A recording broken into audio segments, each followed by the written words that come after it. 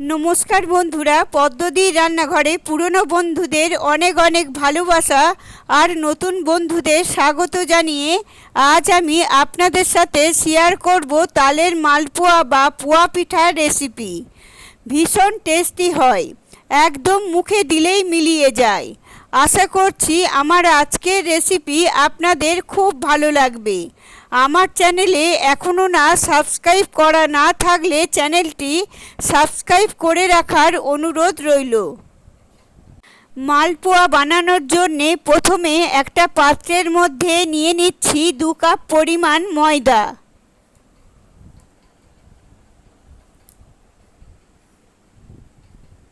আর নিয়ে নিচ্ছি 1 কাপের সামান্য একটু কম সুজি। এখন দিয়ে দিচ্ছি 1.5 কাপ পরিমাণ চিনি। আপনারা সুজির পরিবর্তে কিন্তু চালের গুঁড়োও মেশাতে পারেন। এবার দিয়ে দিচ্ছি সামান্য পরিমাণে একটু লবণ। মিষ্টি খাবারে সামান্য একটু লবণ দিলে মিষ্টির স্বাদটা খুব ভালো হয়। এবার সমস্ত শুকনো উপকরণকে খুব ভালো করে প্রথমে মিশিয়ে নিচ্ছি।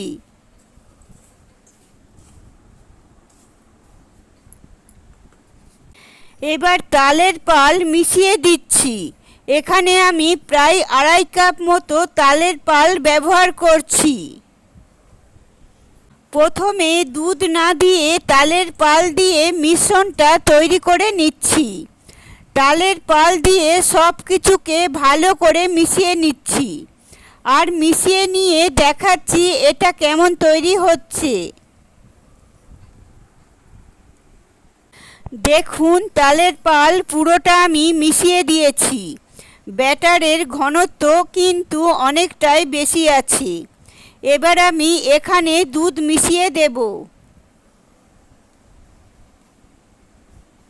যেহেতু মালপোয়া বা পোয়া পিঠার ব্যাটার আরও একটু নরম হয়, সেই জন্য আমি অল্প অল্প দুধ মিশিয়ে একটা ব্যাটার তৈরি করে নিচ্ছি।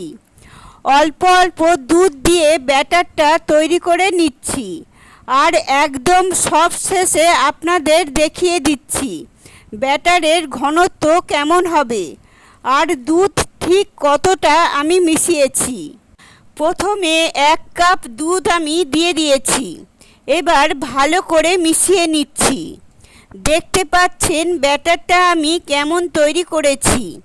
তবে যেহেতু এখানে সুজি আছে, সুজি ফুলে যাওয়ার পর কিন্তু এটা আরও একটু বেশি ঘন হবে। সেই কারণে আরও 1/2 কাপ দুধ আমি মিশিয়ে দিচ্ছি। মানে টোটাল আমি 1.5 কাপ পরিমাণ দুধ এখানে মিশিয়ে দিয়েছি। এবার খুব ভালো করে দুধটাকে মিশিয়ে নিয়ে দেখাচ্ছি ব্যাটারের ঘনত্ব ঠিক কেমন হবে। দেখতে পাচ্ছেন ব্যাটারের ঘনত্বটা আমি কেমন তৈরি করে নিয়েছি। তবে ব্যাটারটাকে আমি ঢাকনা বন্ধ করে ঠিক আধ ঘন্টার জন্য রেখে দেব, যাতে করে সুজির দানাগুলো সুন্দর ফুলে যায়। আধ ঘন্টা পর ফিরে এসেছি। এবার দেখুন, এটাকে খুব ভালো করে এইভাবে মিশিয়ে নিতে হবে। যেহেতু সুজি কিন্তু নিচেই থিতিয়ে যায়, তাই ভেজে নেওয়ার আগে ভালো করে এইভাবে একটু ফেটিয়ে নেওয়া দরকার আছে। আমি ভালো করে সুন্দর করে এটা ফেটিয়ে নিচ্ছি।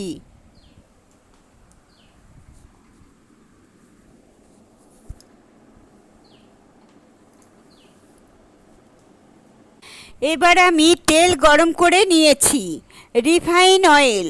তেল গরম হলে মিডিয়াম ফ্লেমে দিয়ে এবার আমি 1/2 কাপ মালপোয়ার ব্যাটার ছেড়ে দিচ্ছি। মালপোয়া ছাড়ার পর কিন্তু এইভাবে হাতা দিয়ে অল্প অল্প গরম তেল মালপোয়ার ওপরে দিলে মালপোয়া সুন্দর ফুলে উঠবে। দেখতেই পাচ্ছেন আমার মালপোয়া সুন্দর ফুলে গেছে। এবার আমি পাল্টে দিয়েছি। এবার উল্টে পাল্টে একটা সুন্দর সোনালি কালার আসা পর্যন্ত আমি মালপোয়া ভেজে নিচ্ছি।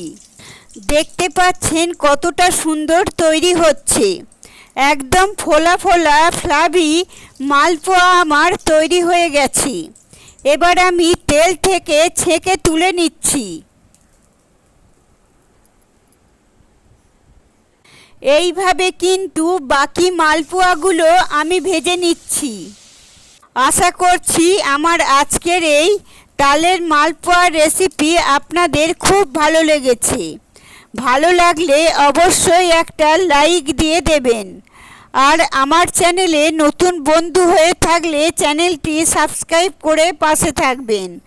আপনারা সবাই ভালো থাকবেন, সুস্থ থাকবেন। ধন্যবাদ।